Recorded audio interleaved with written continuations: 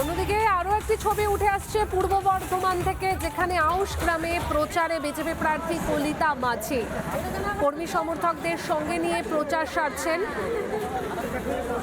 মানুষের বাড়ি বাড়ি পৌঁছে যাচ্ছেন, জনসংযোগ করছেন।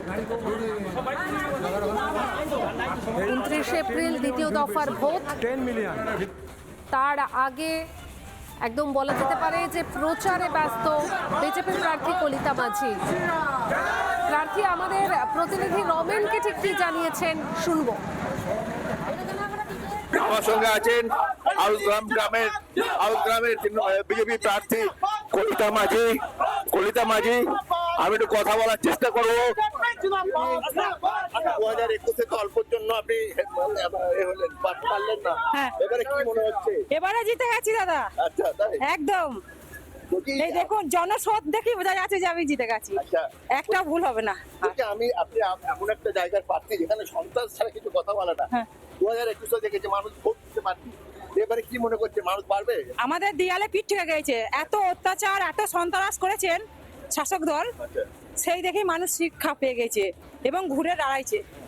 আর আমাদের ভারতীয় জনতা পার্টির কার্যকর্তারা কারো টাকা পয়সা বিকিয়ে যায় না এবং সিট দ্বারা সোজা রেখে লড়াই করছে, লড়াইয়ের ময়দানে।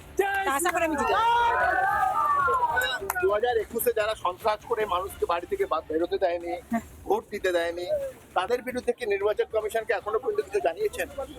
নিশ্চয়ই তারা ব্যবস্থাপনা করছেন, কারণ এটা আইনের ব্যাপার। আইনটা আইনের মতন দেখবেন।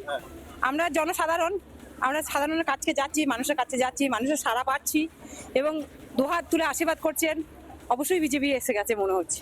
লক্ষ্মীর ভান্ডারের যে বাড়িটা অন্নপূর্ণা ভান্ডার, এটা কতটা সারা জাগিয়েছে মহিলাদের মনে? দেখুন, অন্নপূর্ণা ভান্ডার আমাদের তো কেন্দ্র সরকার সব রাজ্যেই দিচ্ছেন এবং উনি যে লক্ষ্মী ভান্ডার দিয়ে যে মানুষদেরকে ভুল বোঝাইছেন, মহিলাদেরকে, কোনো মহিলা অতটা এখনকার দিনে অবুঝ নয়।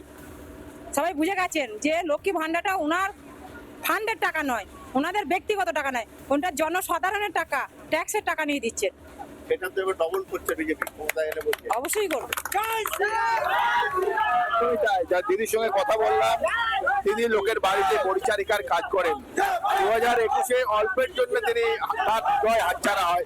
2026-এ তিনি আবার প্রার্থী হয়েছেন এবং সকাল থেকে এই প্রখর রোদকে উপেক্ষা করে গোটা গ্রামে তিনি বাড়ি বাড়ি যাচ্ছেন এবং মহিলাদের সঙ্গে তিনি কথা বলছেন।